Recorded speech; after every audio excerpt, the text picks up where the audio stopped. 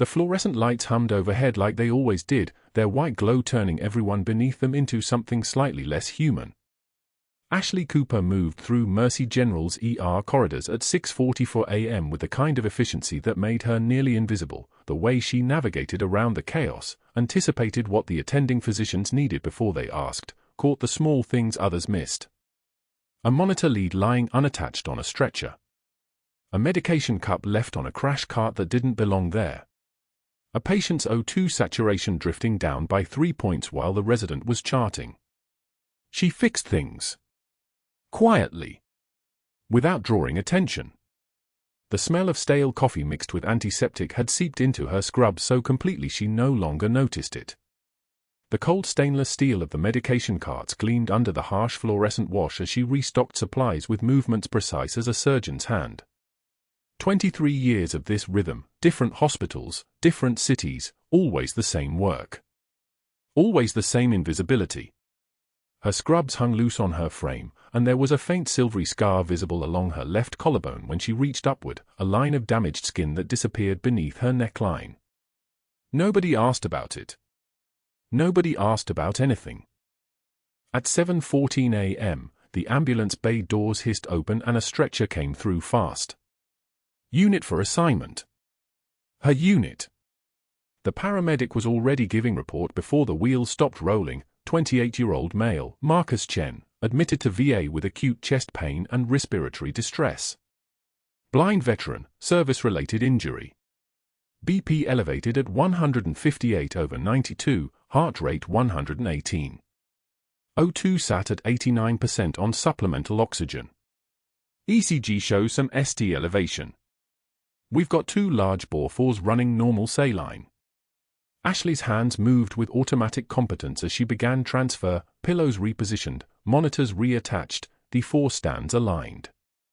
The patient's face was scarred, blast damage that had taken his sight and left him with a permanent expression of listening.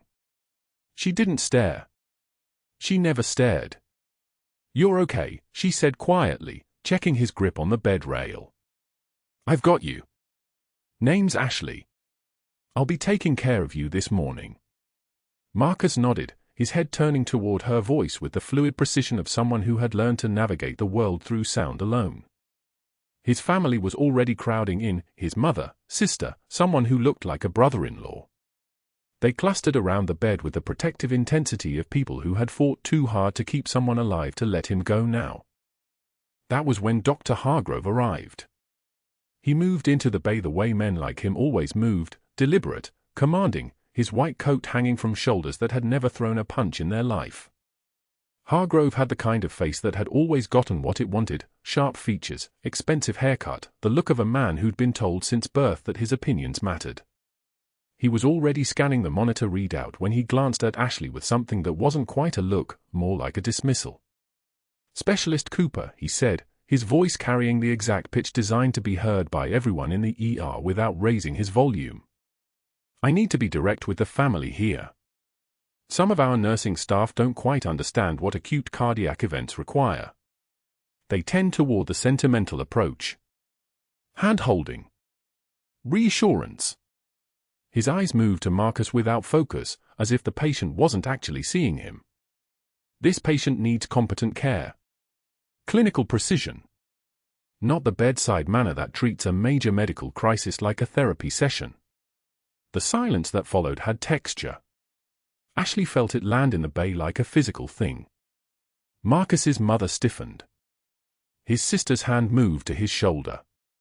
Nobody breathed for exactly 2 seconds. Ashley continued checking the cardiac leads. Her hands didn't pause. Her voice came out exactly as level as the horizon. "I'll need a 12-lead EKG stat and a troponin panel. Has he had aspirin yet?" "He has," Hargrove said, his eyes still on the monitors instead of her. "Though I'm not entirely certain your reading of the data was correct. I'll be taking primary on this one." He turned toward Marcus's family with the kind of smile that looked practiced. "You can rely on me to give this situation the attention it deserves. Professional attention." The message was clear. Ashley was being removed from the case. In front of the patient. In front of the family. The kind of public humiliation that was just deniable enough for plausible reassurance but sharp enough that everyone in that bay felt the blade. Ashley's jaw moved slightly, the smallest clench, barely visible if you weren't looking for it. She took one measured breath through her nose, folded the EKG printout in her hands, and moved toward the door. Her eyes met Hargrove's for 1/2 second, and she saw something flicker across his face. Not triumph. Something else. Calculation. She had seen Hargrove's billing practices the week before. The duplicate charges for procedures that never happened. The inflated consultation fees on VA patients that somehow never got explained to the hospital's Veteran Care Fund audit. The phantom radiology reads that padded his monthly take by amounts that would net him somewhere around $847,000 by year-end. He had noticed her noticing. And a nurse who understood medical billing well enough to recognize a pattern of fraud was exactly the kind of nurse who couldn't be around when the next quarterly review came due.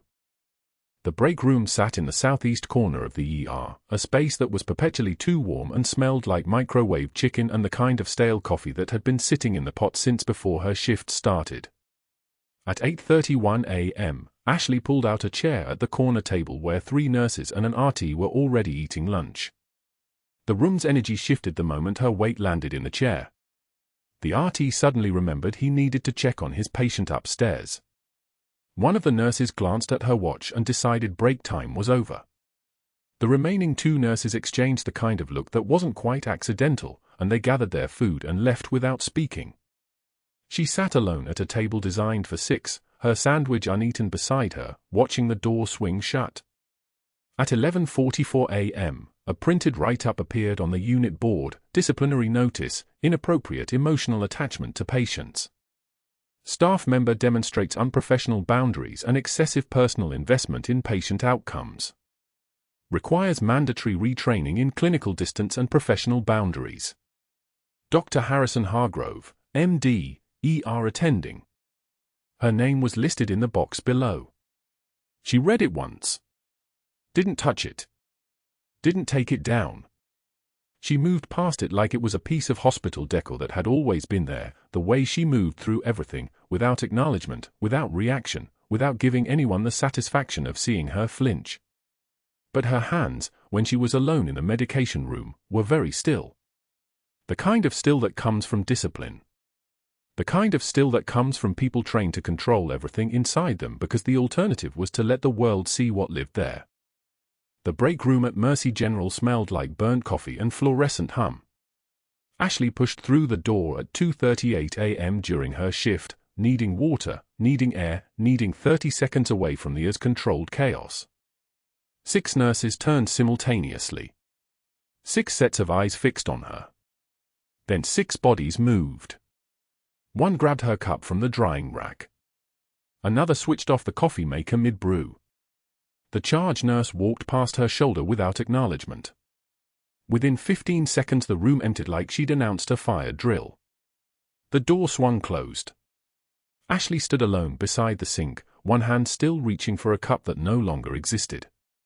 She didn't flinch. She didn't retrieve another cup. She filled her water bottle from the tap and left. By 3:15 a.m., the disciplinary write-up appeared on the unit board outside the staff station. Printed in Arial font. Laminated. Positioned exactly where every nurse would pass during shift change. Ashley read it once. Then once more. The words arranged themselves with such precision they might have been carved. Employee conduct notice, Ashley Cooper. Inappropriate emotional attachment to patients. Professional boundary violations. Failure to maintain objective clinical distance. Recommended for mandatory counseling and reassignment pending administrative review. Dr. Pierce Hargrove, attending physician. Someone had written it carefully. Someone who knew the exact vocabulary that sounded official enough to stick, damning enough to isolate, vague enough to survive scrutiny. The date was today. The time was 3:09 a.m. Hargrove had filed it while Ashley was still in the ER. She unpinned it from the board. Folded it once. Folded it again. Her hands moved with the same precision they'd use with sutures. In Bay 4, Marcus Chen lay on a stretcher with the call button within reach but nobody answering it. His four-bag hung at the pole, not running. His cardiac monitor beeped its steady rhythm into the silence, 88 beats per minute, normal, unheeded. His pain medication was due at 2:45 a.m. It was now 3:22 a.m. 37 minutes overdue. His jaw was tight. His fingers curled against the mattress in the specific way that meant the pain was escalating into something sharper. Ashley had been pulled from his care exactly 4 hours ago. The unit had a full complement of nurses. The ER had 0 emergency admissions. Marcus simply wasn't being checked. She walked to the supply cabinet and drew up his medication. 5 milligrams morphine 4. She moved toward his bay. A resident appeared in her path, young, anxious, Hargrove's shadow. Dr. Hargrove said you're not on his team anymore. I'm drawing pain medication for a patient with a documented order. He said no unnecessary contact with Mr. Chen. It's 3:22. Medication was due at 2:45. She kept walking. The resident didn't move. Ashley stopped. Her voice didn't rise. Step back. It wasn't a question. The resident stepped. Marcus's relief was visible the moment the medication entered his full line. His shoulders dropped. His breathing deepened. He was silent for 20 seconds, and then, where were you? Here. She adjusted his blanket. I'm here. No, you weren't. For hours. There was nobody. She didn't explain Hargrove. She didn't explain the write-up or the empty break room or the careful architectural cruelty of being systematically removed from a patient's care. It won't happen again. You can't promise that. He was right. She couldn't. At 3:51 a.m., Hargrove found her in the medication room. He moved like a man who'd already won, shoulders loose, voice pitched low with the false intimacy of someone about to deliver bad news he'd rehearsed. His power suit was 3 hours rumpled from his morning at home before he'd come in specifically to file that write-up, specifically to construct this moment. Ashley. He smiled. I wanted to talk to you personally. She didn't look up from the portrait she was organizing. That patient in Bay 4, Mr. Chen. The blind gentleman. It's concerning. The way you're with him. The level of attachment. He paused, waiting for her to respond. She didn't. I've been in medicine for 23 years. I recognize when a nurse has lost clinical perspective. And you've lost it. Completely. She organized medications by schedule. By drip rate. By protocol. You're a competent nurse technically. But competence isn't enough when judgment is compromised. And yours is. Badly. He stepped closer. I'm recommending immediate reassignment. You won't be working trauma anymore. We'll move you to the night desk. He said it like a punishment, like her hands didn't belong in the ER, and HR will be contacting you about a mandated evaluation. Ashley turned. Met his eyes. She'd been trained to read threat assessment in combat conditions, in dark rooms, in seconds that meant life or death. Hargrove wasn't a threat. He was a calculation. A series of moves he'd already planned. The write-up was step 1. The medication denial was step 2. This conversation was step 3. There would be more steps. A fabricated incident. A colleague's testimony, pressured or paid. An outside investigator. A termination with cause that would follow her to every hospital within 200 miles because inappropriate emotional attachment sounded unprofessional, sounded like a liability. She understood exactly what he was doing. She understood exactly why. She took one measured breath. The kind that comes from holding everything down so deep it becomes stillness. One tear escaped, not from sadness, from pure controlled fury, and she wiped it without breaking eye contact. Her voice emerged quiet as a surgical instrument. Stolen valor is still theft, doctor. Even when you steal from the broken. The words landed somewhere inside Hargrove's chest. His expression shifted microscopically, a flicker of something that looked like recognition. Then his face hardened. I'll be informing the board of your defensive behavior. That write-up goes in your file. You're suspended pending review. I suggest you collect your personal belongings and leave the premises before end of shift. He turned and walked away. His shoes clicked on tile. His cologne, something expensive, something that reeked of 401k contributions and malpractice insurance, dissipated after him like proof he'd been there at all. Ashley stood in the medication room surrounded by vials and syringes and the careful architecture of hospital protocol. Her hands were steady. Her breathing was steady. Everything inside her was steady because the alternative was to let the world see what lived beneath the uniform, and she'd spent 20 years teaching herself that wasn't an option. But that wasn't the worst part. The worst part was walking back into the ER at 4:06 a.m. to the sound of rapid rhythmic beeping from Bay 4. Not the steady cardiac monitor beep. The alarm beep. The code beep. The flatline cascade that cut through the silence like artillery fire through sand. Marcus's monitor showed asystole, a flat line where his heartbeat should have been. His body lay motionless on the stretcher. His chest wasn't rising. The push he'd checked 15 minutes ago was still running, but nobody had noticed his condition until the monitor alarm finally penetrated the skeleton crew's routine.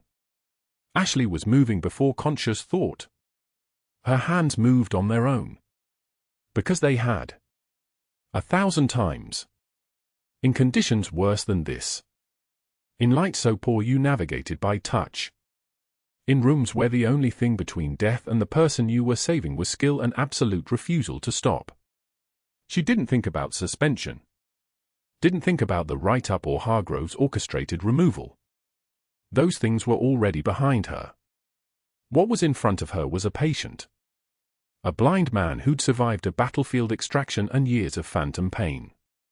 Whose real name she'd known before her military records were classified.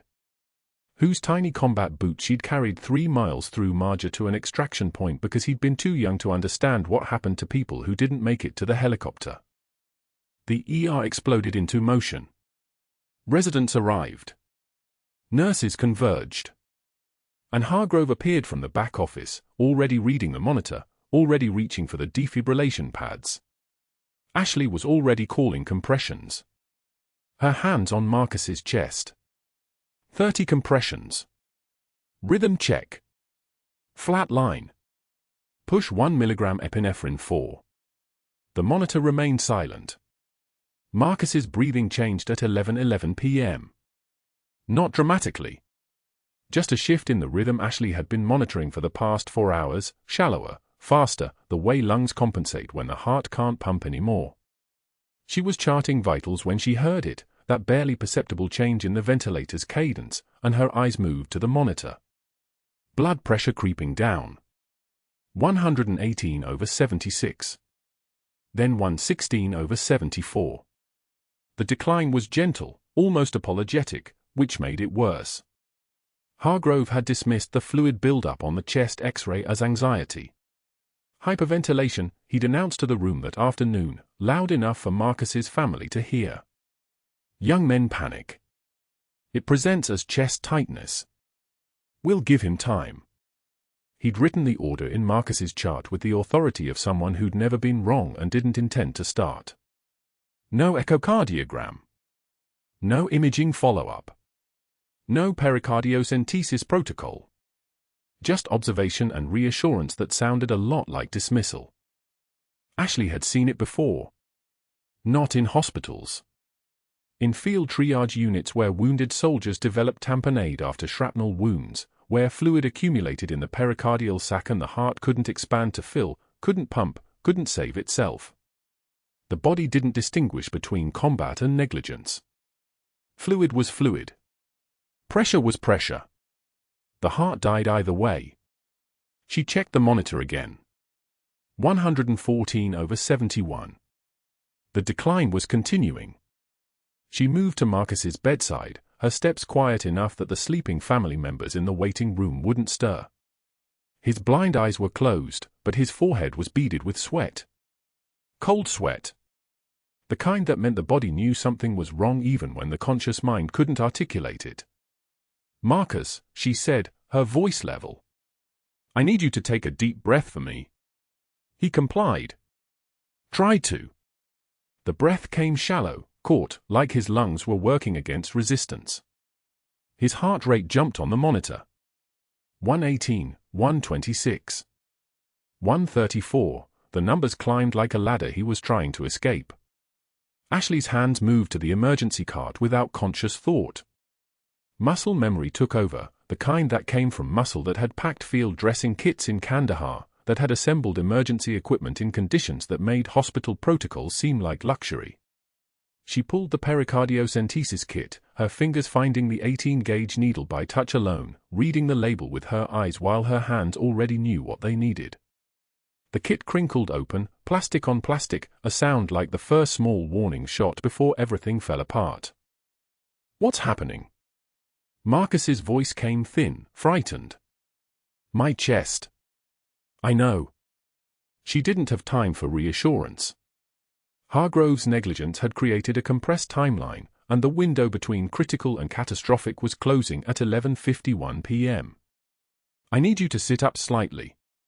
Just a few inches. It's going to help me work." She found Dr. Hargrove in the hallway, reviewing charts at the nursing station with the casual focus of someone reviewing a grocery list. The moment he saw her, his jaw tightened. He was waiting for something, a mistake, a misstep, a moment he could weaponize. "His pericardial sac is filling," she said. No preamble. No request. Cardiac tamponade.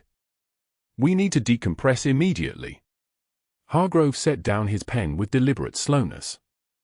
"His anxiety is worsening. I'll increase the anxiolytic. His pressure is 112/68 and dropping. His heart rate is 141. She recited the numbers with the precision of someone reading a meter. "That's not anxiety, doctor. That's tamponade." For a moment, something flickered across Hargrove's face, the recognition that she might be right, that his dismissal might have consequences. But pride was a powerful anesthetic. He rose from his chair, pulling on every ounce of institutional authority he possessed. "You're a floor nurse, not a cardiologist. You don't make clinical decisions in my hospital." "Then come and help me," she said. "His vital signs are deteriorating. If I'm wrong, you're here to intervene. If I'm right. If you're right, you'll have overstepped your scope of practice, and we'll be discussing that with hospital administration tomorrow." He moved past her toward Marcus's room, but not with urgency. With the careful steps of a man about to prove a subordinate wrong. Ashley followed. The fluorescent lights overhead buzzed their electric hymn, indifferent to the fact that Marcus's oxygen saturation was already sliding. 89%. Dropping. She could see it on the monitor as Hargrove performed his examination, auscultating the chest, palpating, taking his time as though time was a resource they actually had. "Heart sounds are muffled," Hargrove conceded.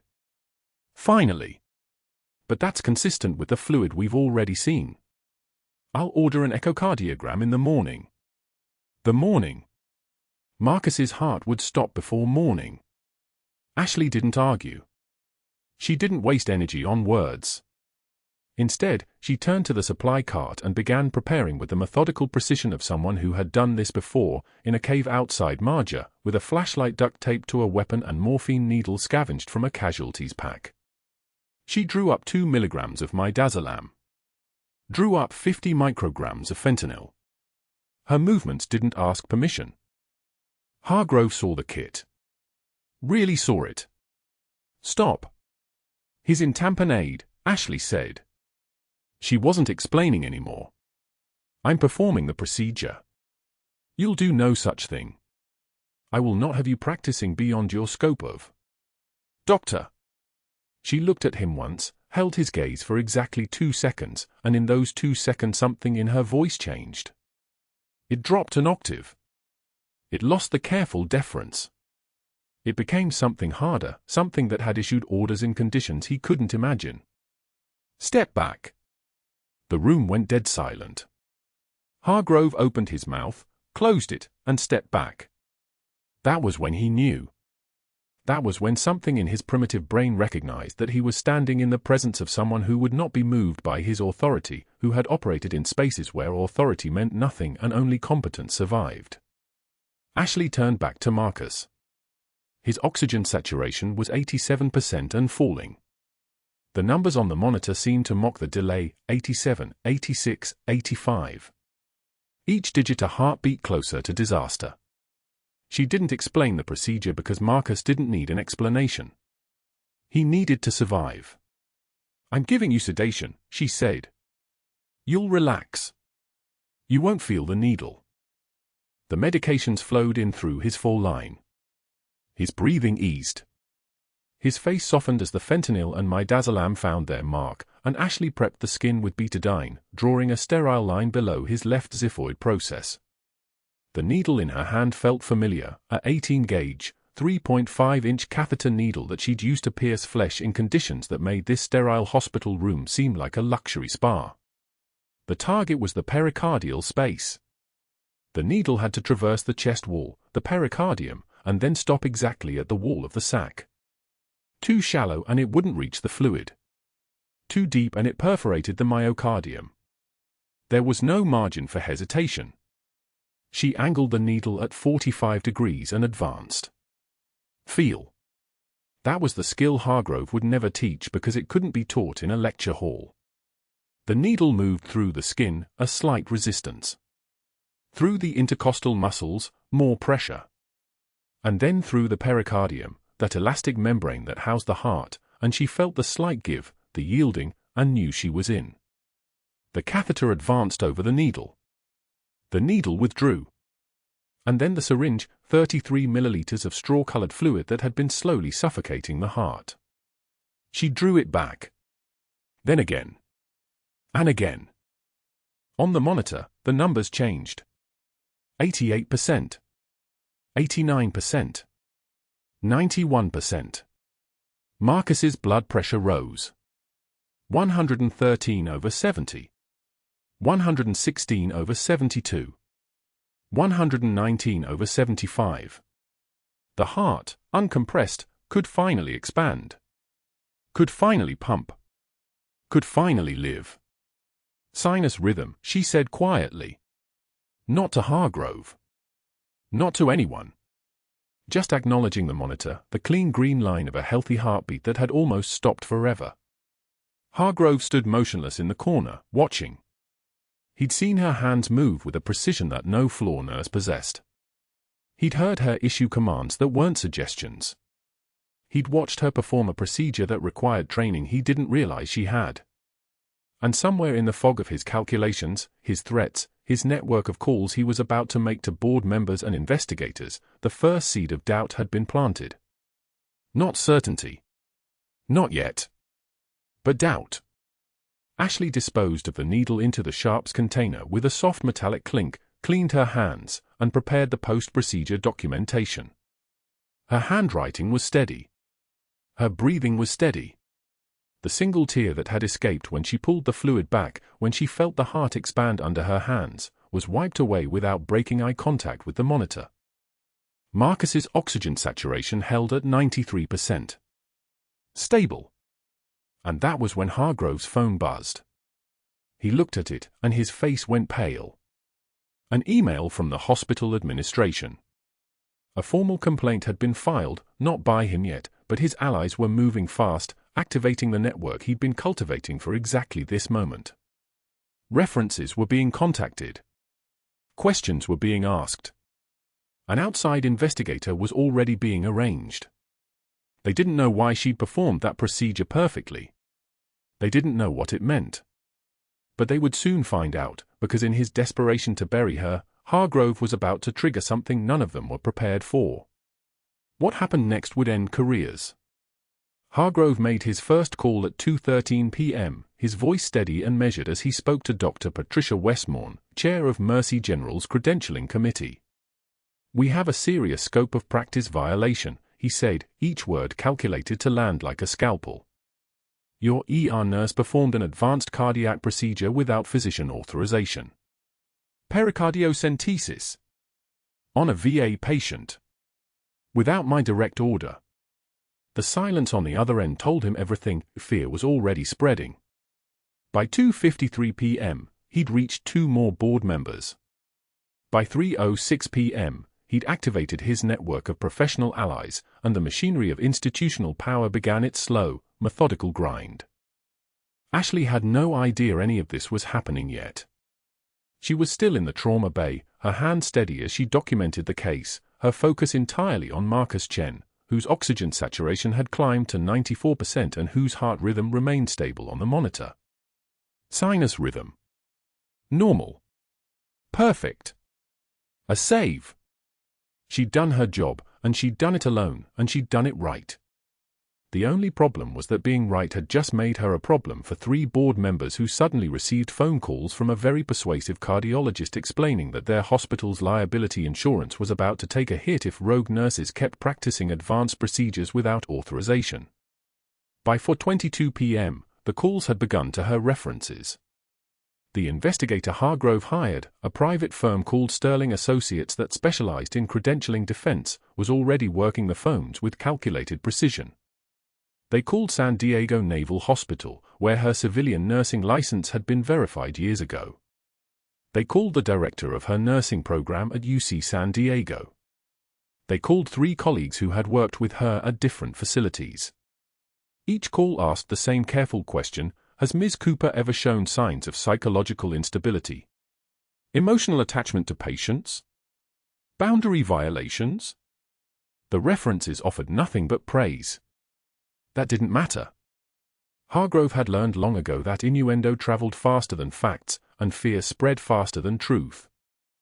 The outside investigator arrived at Mercy General at 4:51 p.m., a woman in a navy suit with a briefcase that contained nothing but carried the weight of institutional authority.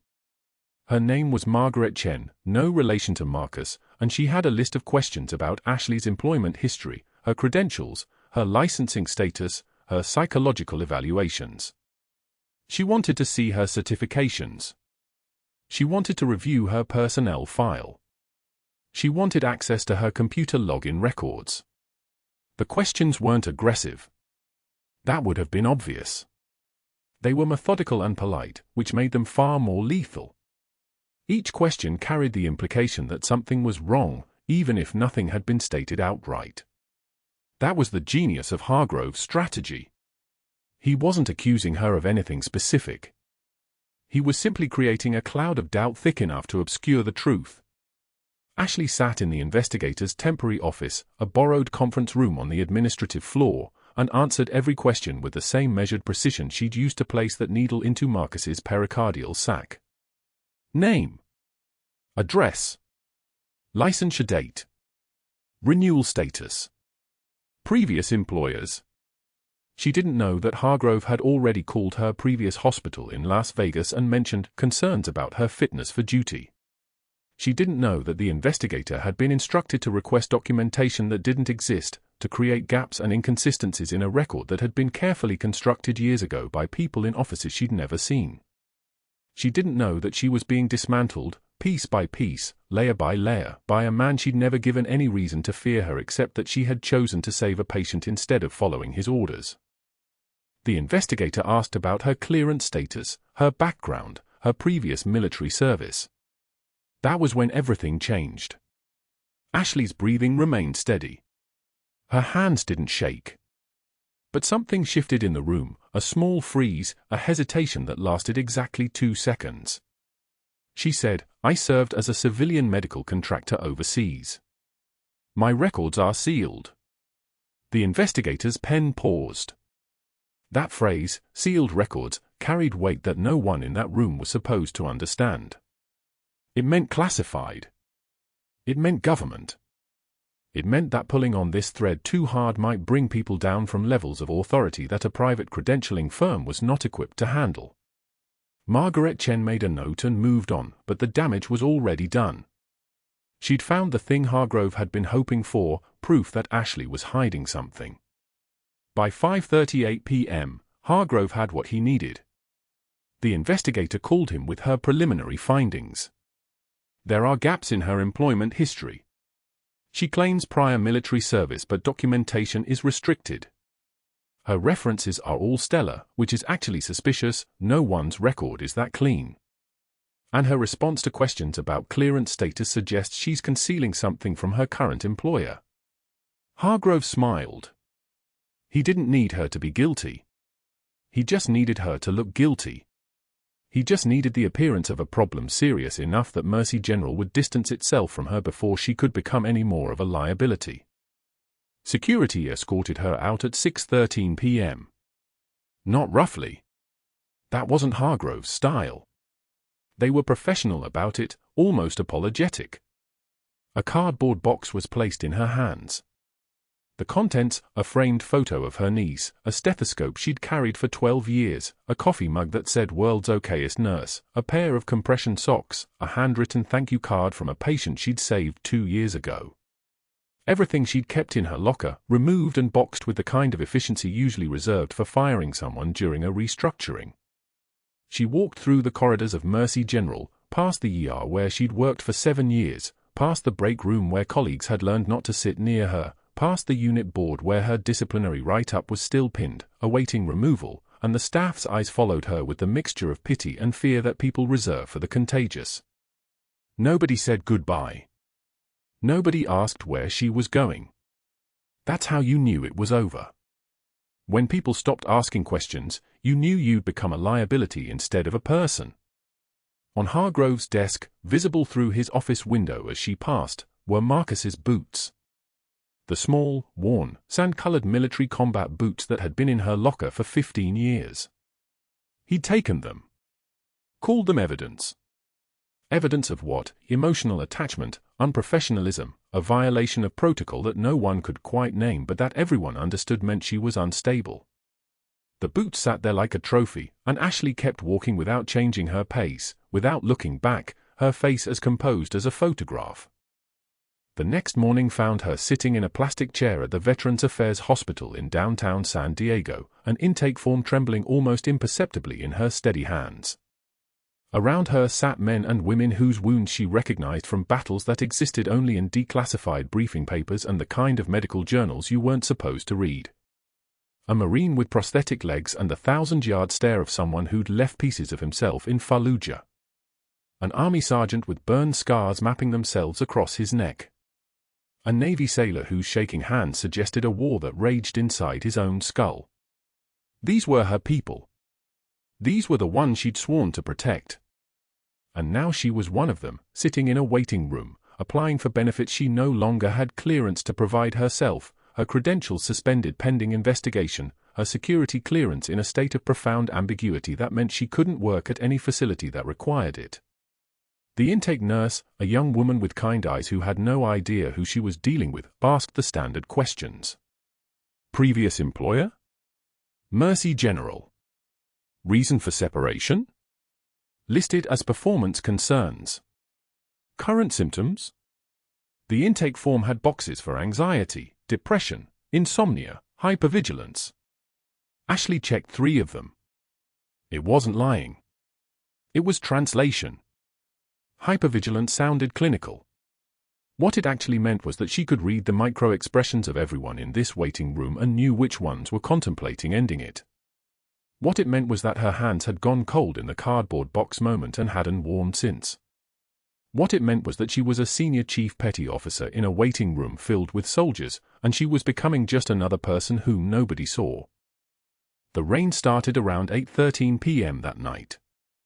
Not the gentle San Diego drizzle that came occasionally through the coastal areas, but the kind of hard, horizontal rain that seemed to come from everywhere at once. Ashley sat on a bus bench near the VA hospital, her cardboard box beside her, the box that contained the tangible evidence of 7 years of work distilled into objects you could hold in your hands. The rain soaked through her scrubs, turning them dark blue to black, plastering her hair to her face. She didn't move. Soldiers don't seek shelter from rain. Rain is information. Rain is weather, and weather is just another tactical element to be managed and absorbed and survived.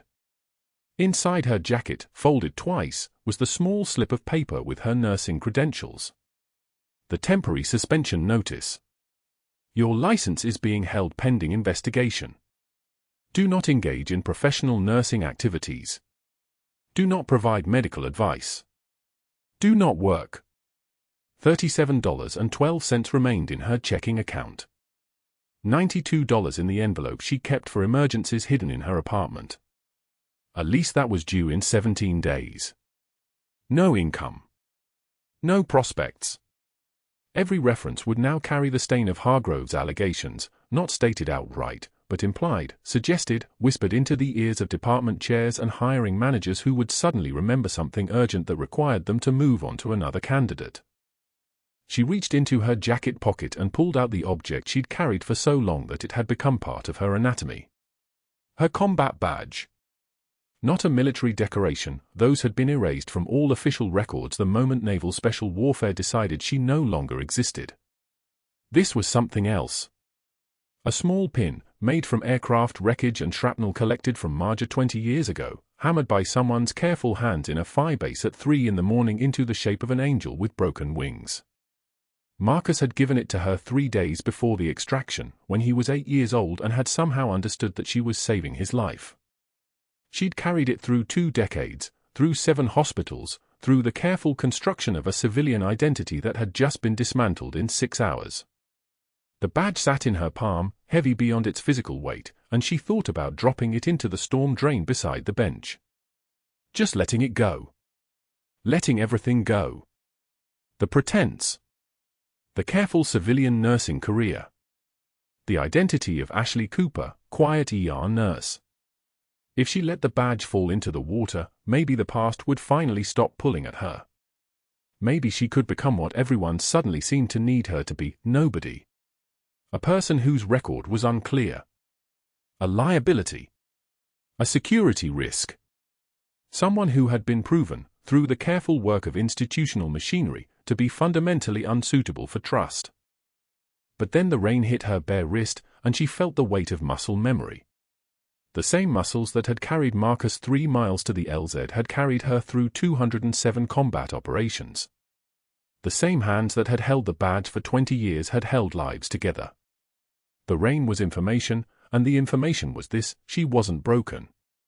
She was just temporarily invisible. She closed her hand around the badge and pressed it against her chest, feeling it catch on the fabric beneath her wet scrubs. The rain continued. Her eyes burned, but soldiers don't cry. Her breathing came steady. Her hands, though cold, were still capable. She'd survived worse than this. Worse than the water, worse than the cold, worse than the institutional machinery designed to erase her. She'd survived the moment when she understood that saving a child in Marja would require her to become someone else entirely. She'd survived 20 years of being nobody. She could survive one night on a bench. And then she heard it. At first, it was just a distant sound beneath the rain. A rhythmic thumping, like a heartbeat growing closer. The rotor wash of a helicopter, moving through the storm with the kind of deliberate purpose that meant this wasn't a rescue flight or a medical transport. This was something else. Something faster. Something heading toward downtown San Diego with a kind of precision that suggested someone had been watching. Someone had been waiting. Someone had been listening for the exact moment when a woman sitting on a bus bench in the rain would need to be found. The hospital board convened at 9 a.m. on Friday in the executive conference room on the 4th floor, 17 stories above the ER where Ashley had spent the last 8 hours watching Marcus from the waiting area, pretending to read a magazine while Dr. Hargrove moved through his rounds with the casual confidence of a man who'd never faced consequences. The board members arranged themselves around a mahogany table that cost more than Ashley's annual salary, and Hargrove had already drafted his memo, clean language about professional boundaries and patient care standards, the kind of document that would hold up beautifully in litigation. He'd prepared 3 board members with phone calls the night before, each one primed with concerns about emotional attachment and scope creep, each one ready to vote. The credentialing nurse shuffled papers, the hospital administrator checked his watch, and the meeting was scheduled to last exactly 40 minutes. Dismissal signed. Record sealed. Clean. Then the conference room doors swung open. Kyle Cooper, 16 years old, pushed through with the bearing of someone who'd been raised by a woman who didn't retreat from anything. He carried a shadow box under one arm and a classified file folder under the other, and the room went so quiet you could hear the rain beginning to fall against the windows. Hargrove's face shifted, not dramatically, just a single muscle tensing along his jaw, because he recognized the uniform insignia in the shadow box from across the table. Bronze Star. Silver Star. The kind of medals that belong to official files, not civilian nurse records. Kyle walked to the center of the room and spoke with the precise diction of a teenager who'd been coached by lawyers and military liaisons since sunrise. My mother is Senior Chief Petty Officer Ashley Cooper, Naval Special Warfare. She served this country for 22 years in classified operations. He opened the shadow box and rotated it so every member of the board could see the decorations inside, each one catching the fluorescent light like a small accusation. Everything you need to understand is in that file. The credentialing nurse, a woman named Patricia who'd been a Navy spouse for 31 years, reached for the folder with hands already trembling. She opened it slowly, her eyes moving across the first page, and her voice when she read aloud carried the weight of someone reading names at a memorial. 3 Navy Crosses. Pause. The silence pressed down like physical pressure. Silver Star.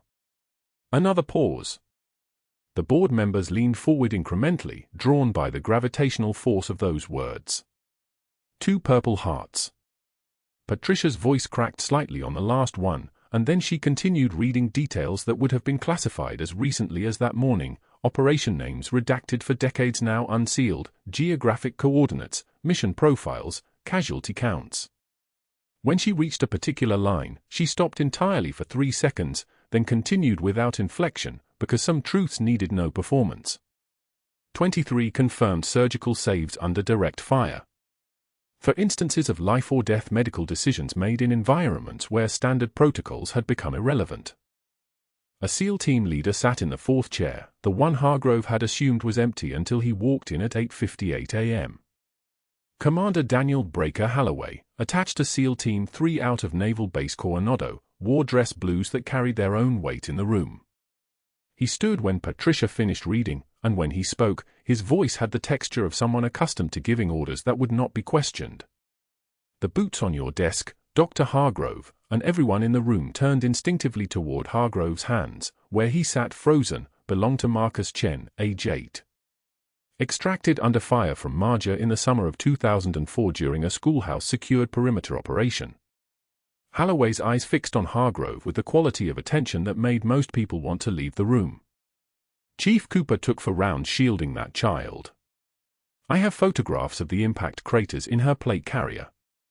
She carried those boots and that boy 3 miles to the landing zone while maintaining pressure on a femoral puncture wound. The boys. While her own blood was running into her boots. The file Patricia held began to shake slightly in her hands. The FBI field agent who'd been sitting quietly in the corner since 8:15 a.m. stood and walked to the center of the table. He was a man built like a filing cabinet, wide at the shoulders, nothing wasted. His credentials went onto the polished wood with a deliberate click. Dr. Harold Hargrove, as of 6 a.m. this morning, testimony from Senior Chief Petty Officer Ashley Cooper has been unsealed as part of a federal investigation into Medicare fraud spanning the last 38 months. Her evidence corroborates findings by our forensics team. Charges carry a minimum 15-year federal sentence. The agent paused, letting that settle. You have the right to remain silent. Hargrove's mouth moved. No words came out. His eyes tracked from the file to the medals to the boots on his own desk, and something shifted in his face, not fear, not yet, but the beginning of the understanding that the walls he'd built were not as solid as he'd believed. The board members turned their chairs away from him, a simultaneous, coordinated movement that was somehow worse than any confrontation. One of them, a man named Gerald who'd been chairman for 12 years, simply closed his eyes. Security appeared in the doorway with another empty cardboard box, the twin of the one they'd packed with Ashley's belongings 48 hours before. The guard, same one who'd escorted Ashley out, a man named Torres who'd fought at Fallujah in 2007, approached Hargrove with the box and said exactly one sentence, "I believe you know the way out, sir." The title landed like a slap.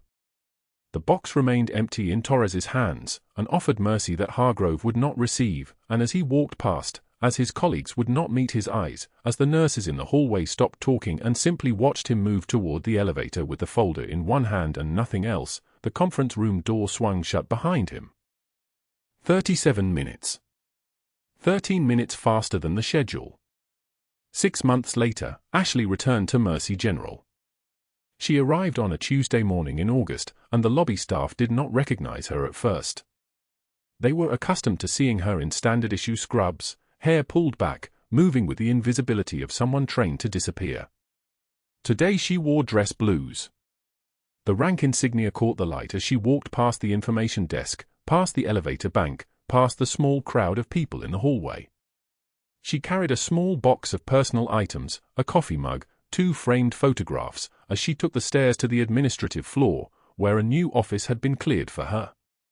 Director of Veteran Services. A position that had been approved by the board yesterday, that had been written into Mercy General's new protocols for reformed veteran care after the federal investigation had forced accountability across departments. The director's office overlooked the city, and when Ashley placed the 2 photographs on the desk, Torres watched from the doorway without speaking. The first photograph showed Marcus Chen in his Navy dress uniform, the insignia of a sonar technician first class visible on his chest. His prosthetic eyes were a remarkable match. The technology had advanced considerably, and in the photograph, he was smiling in a way that suggested he knew exactly who was looking at him. The second item was the pair of combat boots. They were small, children-sized, the leather worn and creased from being carried 3 miles through Marja dust. Someone had cleaned them carefully, restored them slightly, but left them exactly as they'd been found.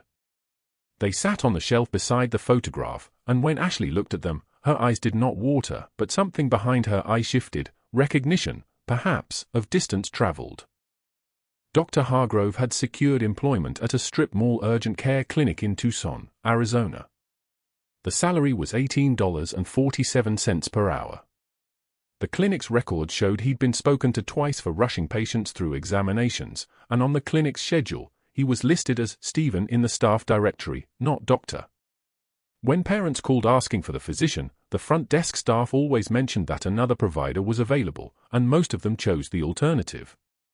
He lived alone in a 2-bedroom apartment where the neighbors had learned to ignore the sound of him talking to himself at 2 a.m., replaying decisions differently, imagining outcomes that would not change because the actual outcome had already been written into federal record and medical board findings. Ashley's first action as director was to establish a veteran-focused intake protocol that prioritized medical history from the patient's service years, something that should have been standard but had been overlooked for decades. Her second action was to hire 6 new nurses specifically to work with veteran populations, and she trained them herself, teaching them to recognize the kinds of trauma that didn't show up on standard intake forms. Her third action was to establish a monthly consulting role for Marcus Chen, now Senior Chief Petty Officer Chen, to work with the ER staff on patient interaction standards for blind and vision-impaired veterans. By the end of the first week, the culture on the ER floor had shifted measurably. Staff who had scattered when she sat in the break room now asked her medical questions. Patients who felt understood began requesting her specifically for discharge planning. A young nurse named Amanda, fresh out of her master's program, approached Ashley in the hallway on Thursday and asked, without preamble, "How did you know?" "About what the chief did." Ashley paused, her hand still on the medication cart. "Stolen valor is still theft, Amanda, even when you steal from the broken. The ones who notice are usually the ones who've paid the price themselves." That afternoon, a congressman's office called to offer her a position on the National Veterans Health Committee. She declined respectfully. A medical journal reached out asking her to contribute an article on treating military populations. She asked them to feature 3 of her new hire nurses instead. 3 separate hospitals called requesting she consult on their veteran care initiatives. She accepted one, on the condition that it would not interfere with her clinical hours at Mercy General. because that was the truth that had taken her 22 years in the military and another 8 in hiding to fully understand. The real work was not in the titles, not in the medals, not in the recognition. The real work was in the single moment when a patient sat across from you and felt, for the first time in years, that someone in a position to help actually understood what they'd carried home. Marcus stopped by her office on a Friday afternoon in November.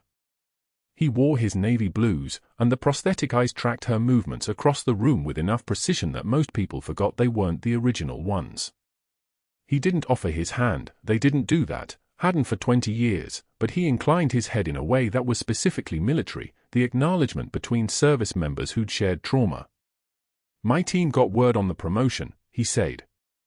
His voice still carried the slight rasp of the boy who'd spent 3 weeks in recovery after the extraction, now deepened by manhood and by the particular weight that sonar technicians carried, listening always for threats in the deep. "The command wanted me to ask if you'd consider the Naval Reserve. Could commission you back in at your rank." Ashley looked at the combat boots on the shelf, then back at Marcus, then down at the stethoscope looped around her neck.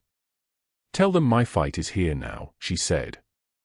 The week after Hargrove was indicted, a local news outlet had run the story under the headline "Heroic Nurse's Secret Past," and the comments section had filled instantly with the predictable mix of gratitude and outrage and people citing statistics about veteran care and wondering aloud how many others like Ashley were working in obscurity, seen as competent but never fully respected, their capabilities permanently discounted.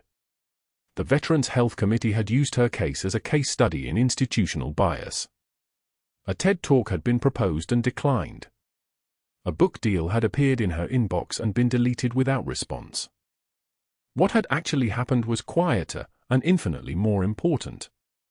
The trembling wasn't fear. It was restraint. Restraint from the years of watching people in uniform treated poorly by civilians who'd never stood beside them. Restraint from the knowledge that names and recognitions and restored reputations were pleasant but fundamentally secondary to the actual work of ensuring that the next veteran who walked into Mercy General would be seen, understood, and treated by someone who'd been there and had chosen to return. 6 months after her first day as director, the hospital's veteran care outcomes had improved by 32% across measured categories. The new veteran-focused protocols had been adopted at 3 other San Diego hospitals. And in the ER, when a new admission came through the doors carrying the invisible weight of service, the staff didn't just treat the presenting injury. They asked the questions that actually mattered. They listened to the answers. They understood, because someone in their department understood, that some people gave everything and came home asking for nothing except not to be forgotten. Ashley stood at the medication cart on a Tuesday afternoon, checking vitals on a patient who'd been admitted with pneumonia and had mentioned, almost in passing, that he'd served in the Marines. She asked him about his unit, and when he answered, she knew, not just intellectually but with the bone-deep recognition of someone who'd been there, what he meant when he said the word. She placed a hand on his shoulder, a single gesture, and he began to talk about things he hadn't said aloud in 12 years. That was the job. That was always the job. Not all heroes wear capes. Some wear scrubs. If this story resonates with you, if you've ever known someone working quietly in a position where their true value was never fully seen, please like and subscribe. Share this with anyone who's ever felt invisible in their own workplace. And in the comments, tell us, have you ever misjudged someone only to discover later that you were profoundly wrong? What did that moment teach you?